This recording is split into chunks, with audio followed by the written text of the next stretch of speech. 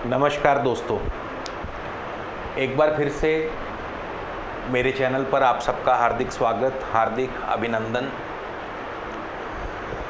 दोस्तों, आज हम मकर लगन के बारे में चर्चा करेंगे विस्तार से। लेकिन अपनी बात को कहने से पहले मैं कुछ संशय है, कुछ मेरे व्यूअर्स के मन में जो एक प्रश्न है, मैं उसके बारे में ज़रूर आप सबसे कहना चाहूँगा। बहुत से लोगों के मुझे कमेंट आते हैं कि हमारी तो फला राशि है, आप जो फलादेश हमें बता रहे हैं या जो आप यहाँ पे कह रहे हैं वो हमारे साथ बिल्कुल भी हमारे ऊपर लागू नहीं होता। तो मैं उनकी जानकारी के लिए बता दूं कि सबसे पहले तो आप ये देखिए कि आप जब मुझसे राशि की बात करते हैं तो आप किस राशि की बात कर रहे हैं। मैं उनकी जानकारी बढ़ाने के लिए ये कहना चाहता हूँ। सबसे पहले मैं आपको बता दूँ कि जो वेस्टर्न एस्ट्रोलॉजी है, इसमें सन साइन को ज़्यादा मान्यता दी गई है।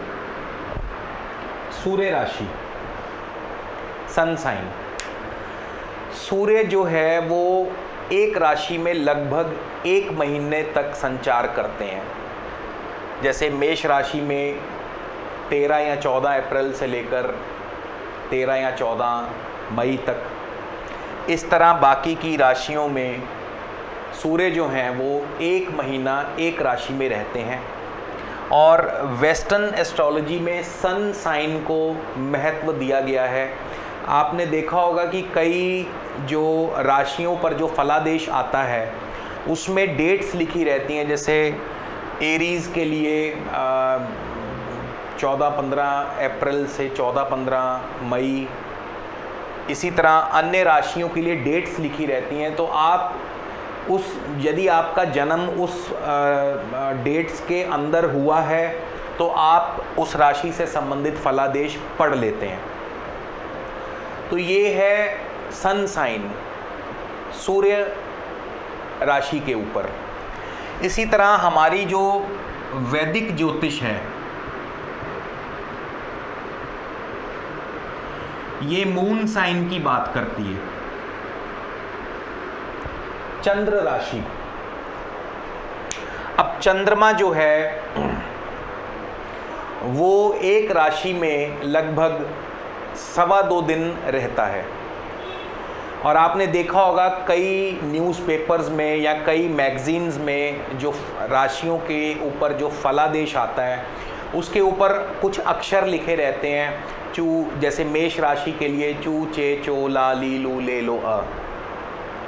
इसी तरह वृष राशि के लिए और अन्य राशियों के लिए ऊपर कुछ राशियों के साथ कुछ अक्षर लिखे रहते हैं। वो अक्षर बेसिकली प्रत्येक नक्षत्र का चरण बताते हैं, या उसे नाम राशि भी कह सकते हैं। जैसे मेरा नाम चेतन सूद है, चेतन का जो चे अक्षर है ये मेष राशि के अश्वनी नक्षत्र के द्वितीय चरण में आता है। चू चे, पहला चरण चू, द्वितीय चरण चे। मेष राशि का आरंभ जो है वो अश्वनी नक्षत्र से होता है और चे अक्षर जो है वो अश्वनी नक्षत्र के द्वितीय चरण में आता है। तो ये है नाम राशि या मून साइन, चंद्र राशि। यानी हमारी जन्म पत्रिका में चंद्रमा जिस राशि में बैठा हो उस राशि को आधार मान करके ये फलादेश बताया जाता है।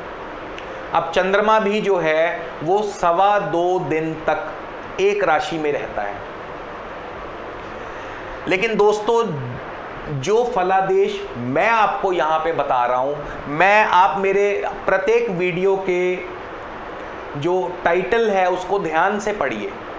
मैंने जितने भी इससे पहले राशियों के ऊपर जो फलादेश बताए हैं या जो राशियों का जो मैंने आपको व्यवहार बताया है, मैंने उसमें लिखा है मेष लगन राशि, वृष लगन राशि, मिथुन लगन राशि। दोस्तों, लगन जो है ये केवल 2 घंटे के लिए रहता है।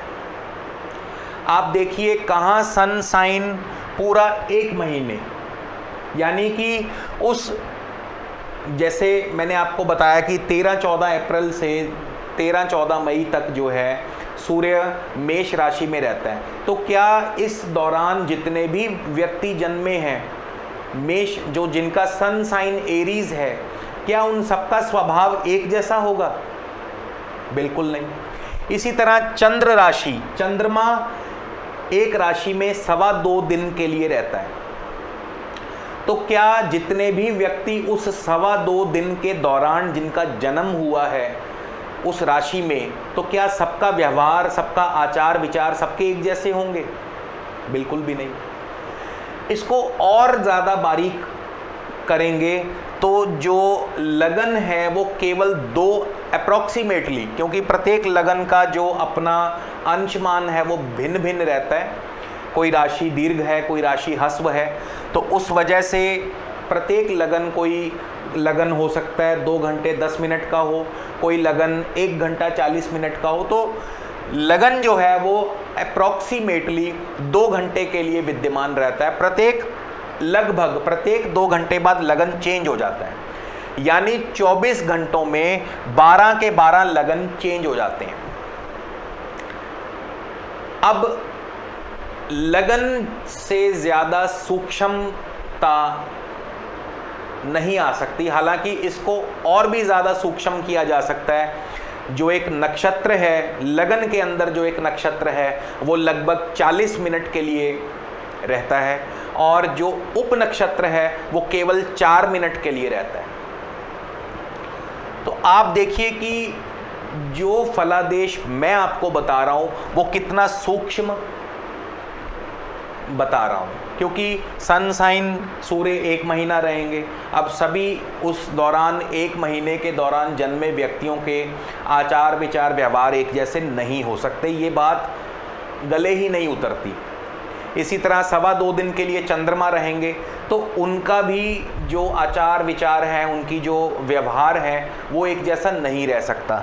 लेकिन लगन जो 2 घंटे के लिए रहता है, तो लगन के हिसाब से जो मैं आपको व्यक्ति का आचार विचार और व्यवहार बताता हूँ उससे ज़्यादा सूक्ष्मता नहीं आ सकती, क्योंकि 40 मिनट का तो फिर नक्षत्र है और 4 मिनट का उपनक्षत्र है। तो इससे ज़्यादा सूक्ष्मता मैं अपने फलादेश में नहीं ला सकता। तो सबसे पहले आपको ये ध्यान देना होगा कि आप जब मुझसे प्रश्न करते हैं कि मेरी बेटी की फला राशि, अभी किसी ने कमेंट किया कि मेरी बेटी की सिंह राशि है और जो फलादेश आप बता रहे हैं वो लागू नहीं होता। अरे भाई, आप मुझसे सन साइन पूछ रहे हैं या चंद्र राशि पर पूछ रहे हैं या बच्ची के लगन के बारे में पूछ रहे हैं? अगर आप लगन के बारे में पूछेंगे तब मैं आपको जवाब दूंगा। अगर आप राशि केवल लिख देंगे कि राशि है, मुझे क्या पता कि आप सूर्य राशि की बात कर रहे हैं या चंद्र राशि की बात कर रहे हैं या लगन राशि की बात कर रहे हैं। तो दोस्तों, मेरी आपसे गुजारिश है कि इस अंतर को समझें। ज्योतिष को मैंने देखा है कि बहुत से लोग जो हैं जिनको ज्योतिष का ज्ञान बिल्कुल भी नहीं, ABCD भी नहीं आती, वो अगर इस तरह के प्रश्न करें तो कोई बात नहीं, उसमें मैं उनकी कोई गलती नहीं मानता, क्योंकि उनको इस बारे में नॉलेज नहीं है। उनको बताना मेरा फ़र्ज़ है। लेकिन मैं कई जगह जैसे गोष्ठियों में पहले जाता रहा हूँ, कई जगह सम्मेलनों में मैं जाता रहा हूँ, वहाँ पे जो ज्योतिष की डिग्रियाँ लेकर के ज्योतिषी बैठे हुए हैं, और डिग्रियाँ भी भारी भरकम डिग्रियाँ, ज्योतिष विशारद, गोल्ड मेडलिस्ट और पता नहीं क्या क्या, जब वो इस तरह की बेतुकी और बेसिर पैर की बातें करते हैं तो आप अंदाज़ा लगा सकते हैं कि ज्योतिष को वो क्या उत्थान करेंगे ज्योतिष का। तो हमेशा ध्यान रखें, सन साइन जो है वो डेट से देखा जाता है, जैसे 13 अप्रैल से 14 मई या 20 जैसे कन्या राशि है, वो आई थिंक 21-22 अगस्त से 23 सितंबर तक कन्या राशि मानी गई है सूर्य सिद्धांत के अनुसार, वेस्टर्न ज्योतिष के अनुसार। इसी तरह चंद्रमा जो है, चंद्र राशि जो है, वो आपकी जन्म पत्रिका में चंद्र कहाँ बैठा है, किस राशि में बैठा है, उसको आधार मान करके चंद्र राशि का फलादेश बताया जाता है। लेकिन जो फलादेश मैं आपको यहाँ पे बताता हूँ वो लगन को आधार मान के, और लगन सर्वोपरि है। 2 घंटे का लगन, इससे सूक्ष्मता मैं आपको नहीं बता सकता, इससे सूक्ष्म फलादेश मैं नहीं बता सकता। तो खैर, ये उन साहिब का प्रश्न का उत्तर जिन्होंने प्रश्न किया।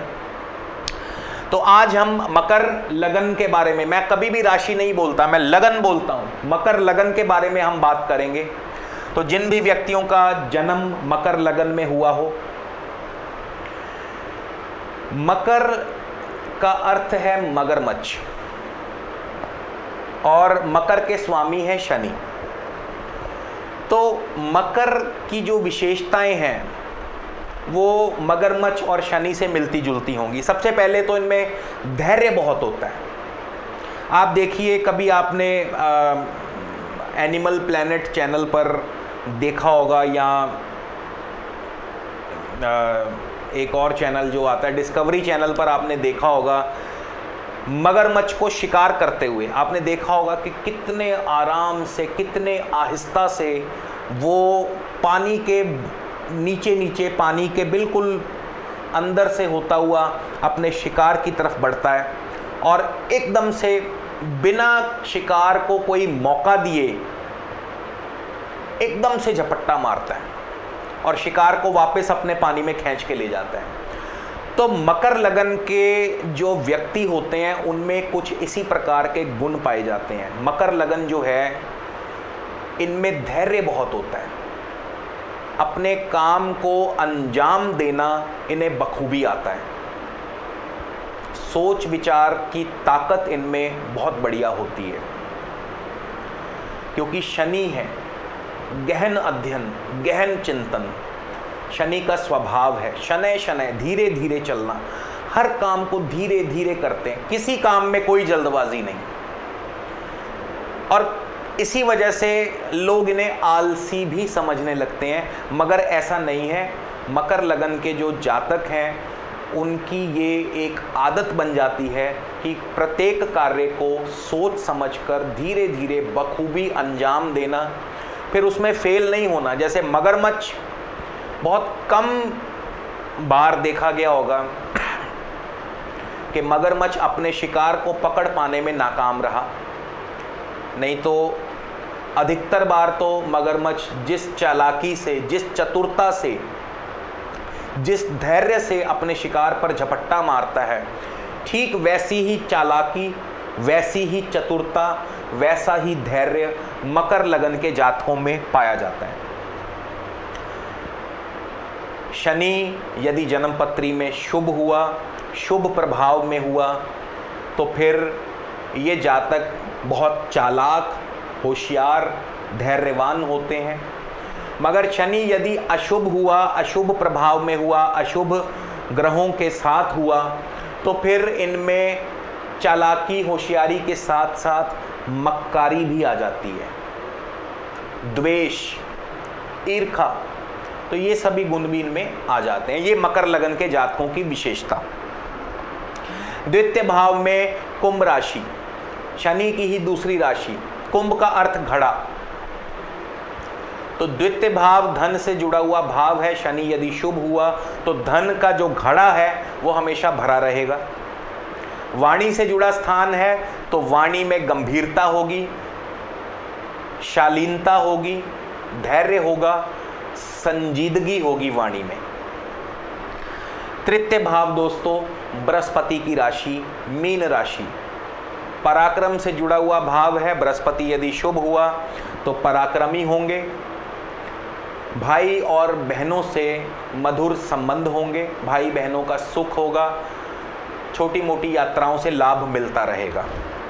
चौथा भाव मेष राशि, हालांकि शनि और मंगल जो हैं वो समान हैं, समग्रह हैं, मंगल यदि जन्मपत्री में शुभ हुआ तो जायदादों का मालिक होगा, यानी भरपूर जायदादें होंगी, खूब धन दौलत होगी, अच्छी उच्च शिक्षा होगी। चौथा भाव मंगल का, लग्न भाव शनि का, technical education, engineering, civil engineering, hotel, police, military. तो शनि और मंगल से जितने भी जुड़े शिक्षा के विभाग हैं, शिक्षा के क्षेत्र हैं, उन क्षेत्र में व्यक्ति सफलता हासिल करेगा। पंचम भाव शुक्र की वृक राशि। शनि और शुक्र परम मित्र हैं और शनि हमेशा शुक्र का ध्यान रखेगा, तो अपनी संतान का ध्यान रखने वाले।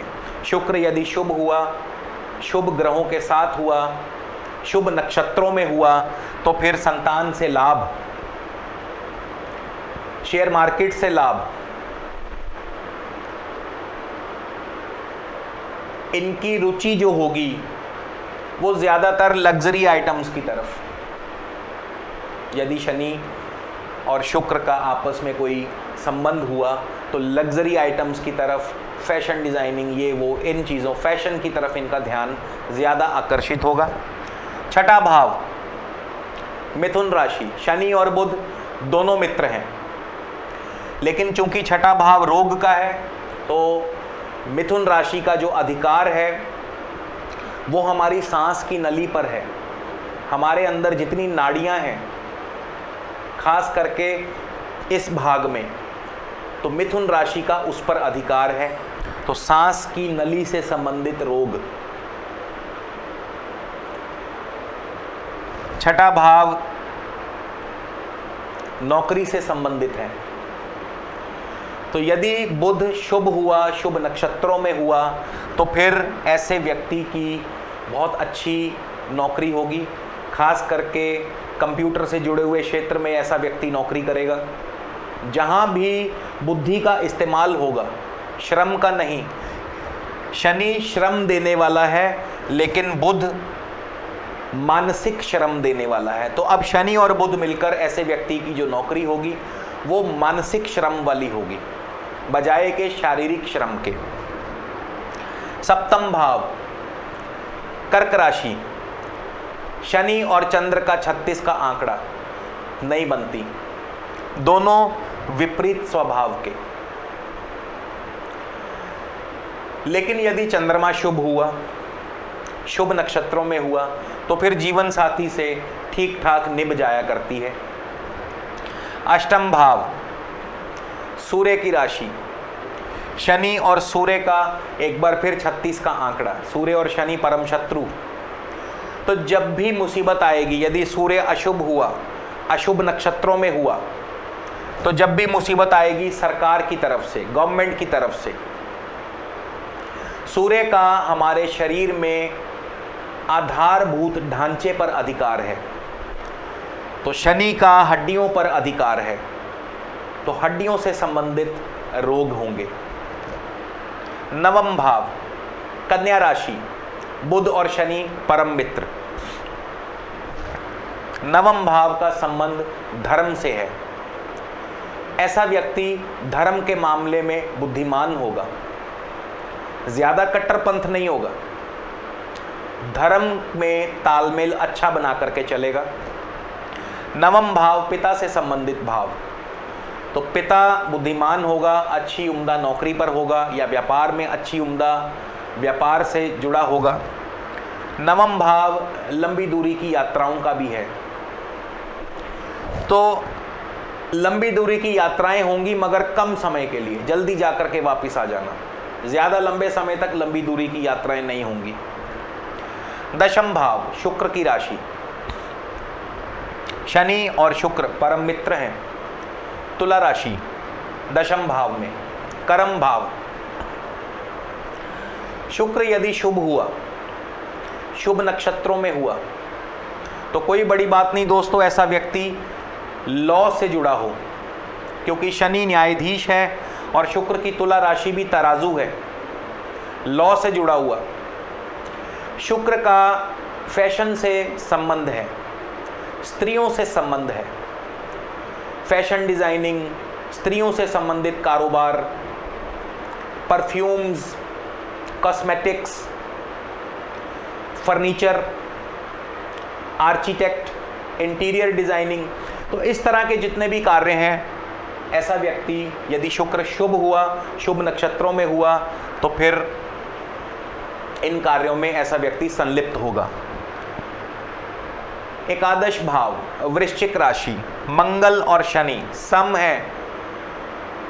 मंगल यदि शुभ हुआ, शुभ नक्षत्रों में हुआ, तो ऐसा व्यक्ति जब भी कमाएगा, जब भी धन लाएगा, डंके की चोट पे लाएगा, डंडे के बल पे लाएगा, क्योंकि शनि और मंगल, मंगल क्रूर ग्रह, तो आमदनी जब भी कमाएगा, जी करके नहीं लाएगा धन, डंके की चोट पे। द्वादश भाव, धनु राशि, तो बृहस्पति यदि शुभ हुआ तो विदेशों से अच्छा व्यापार।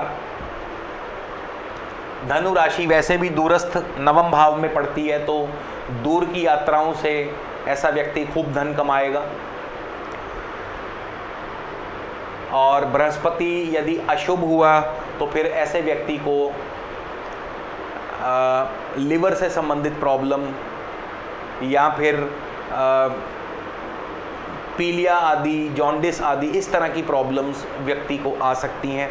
तो दोस्तों, ये था मकर लगन से संबंधित या मकर लगन में उत्पन्न जातकों का एक संक्षिप्त सा परिचय। आगे चलकर हम कुंभ और मीन राशि के ऊपर भी इसी तरह अपनी चर्चा को जारी रखेंगे। और यदि मेरा वीडियो आपको पसंद आए तो कृपया मुझे लाइक, शेयर और सब्सक्राइब ज़रूर कीजिएगा। इसके अलावा यदि आप मुझसे परामर्श लेना चाहते हैं तो फिर प्रत्येक वीडियो के शुरू और अंत में मेरी वेबसाइट का एड्रेस दिया हुआ है। skyspeaks.in मेरी वेबसाइट है। आप मुझसे मेरी वेबसाइट के ज़रिए संपर्क कर सकते हैं। इसी के साथ प्रभु से, परमपिता परमेश्वर से प्रार्थना करूंगा कि आप सब पर प्रभु की कृपा दृष्टि बनी रहे। अगले वीडियो में एक नई चर्चा के साथ आपसे दोबारा फिर मुलाकात होगी। तब तक के लिए नमस्कार, धन्यवाद दोस्तों।